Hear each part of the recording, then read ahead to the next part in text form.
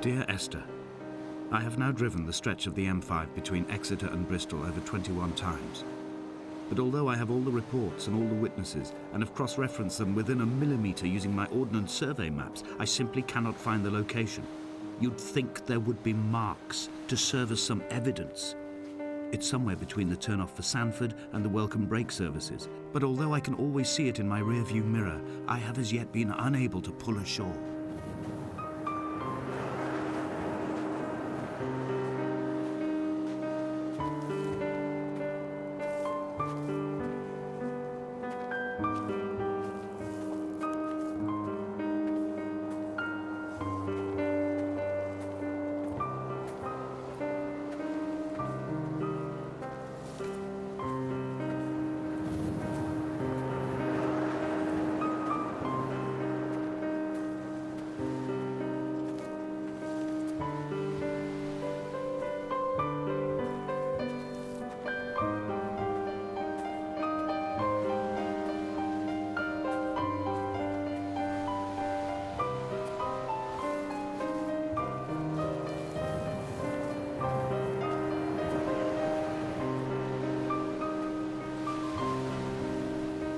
All night the boy has kept me lucid. I sat when I was at the very edge of despair, when I thought I would never unlock the secret of the island. I sat at the edge and I watched the idiot boy blink through the night. He's mute and he's retarded and he has no thought in his metal head but to blink each wave and each minute aside until the morning comes and renders him blind as well as deaf mute. In many ways, we have much in common.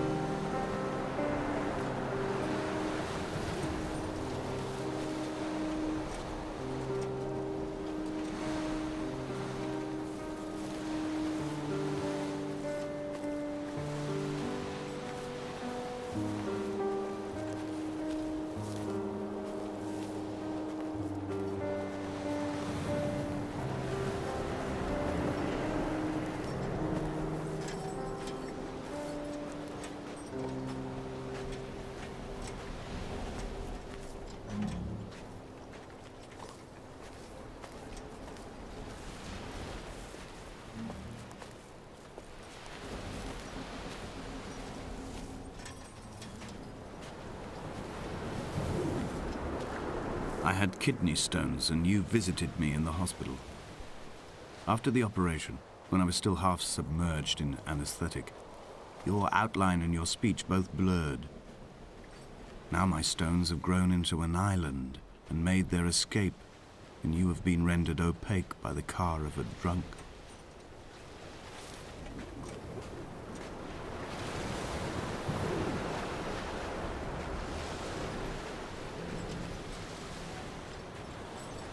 There must be a hole in the bottom of the boat. How else could new hermits have arrived?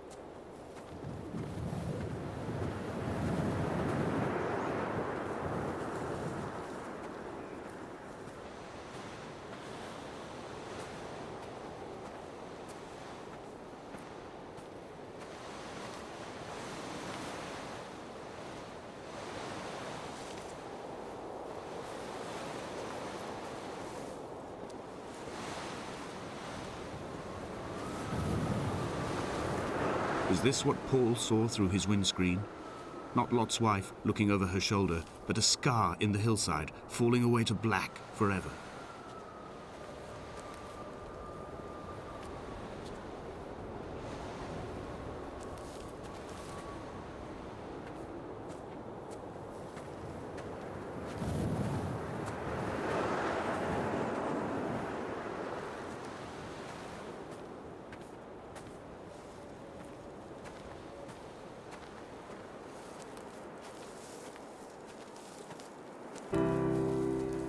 I've begun my ascent on the green slope of the western side.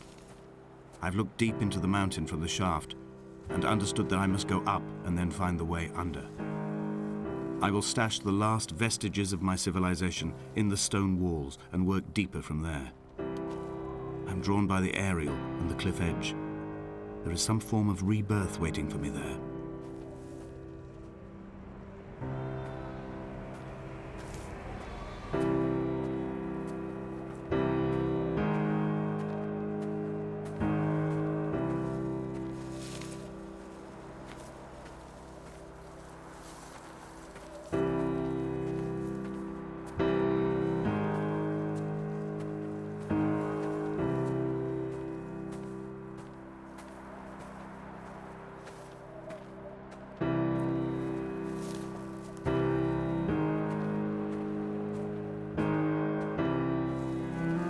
The bothy was constructed originally in the early 1700s.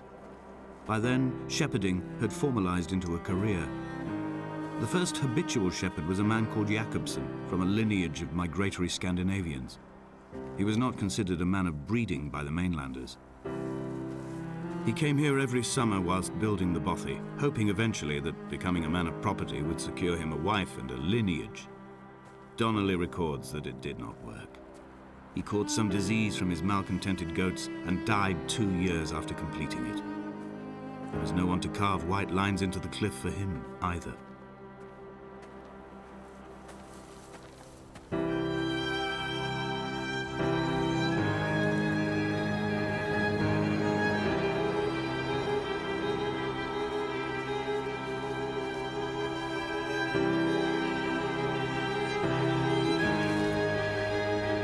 When the oil lamps ran out, I didn't pick up a torch, but used the moonlight to read by.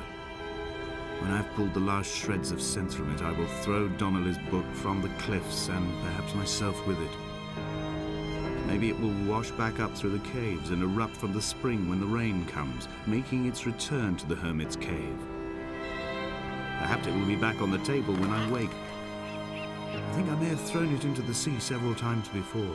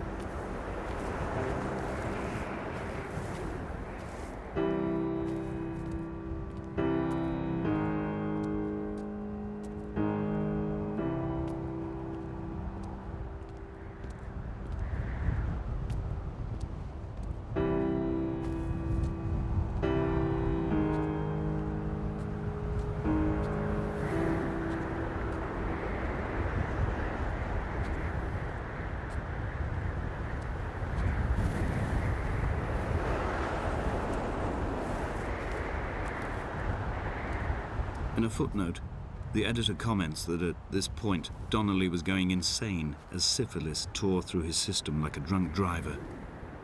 He's not to be trusted. Many of his claims are unsubstantiated, and although he does paint a colourful picture, much of what he says may have been derived directly from his fever. But I've been here, and I know, as Donnelly did, that this place is always half imagined. Even the rocks and caves will shimmer and blur with the right eyes.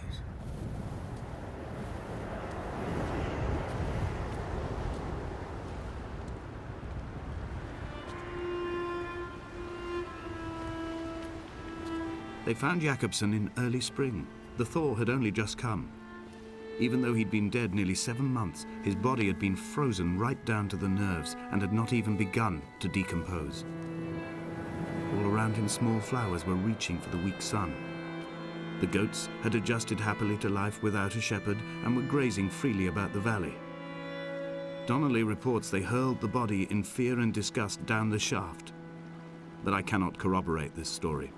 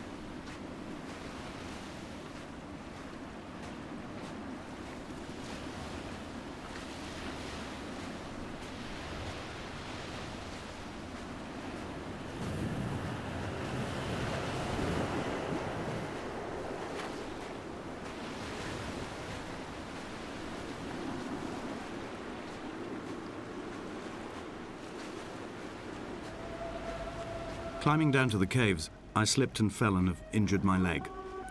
I think the femur is broken. It is clearly infected. The skin has turned a bright, tight pink, and the pain is crashing in on waves, winter tides against my shoreline, drowning out the ache of my stones. I struggled back to the bothy to rest, but it has become clear that there is only one way this is likely to end. The medical supplies I looted from the trawler have suddenly found their purpose. They will keep me lucid for my final ascent.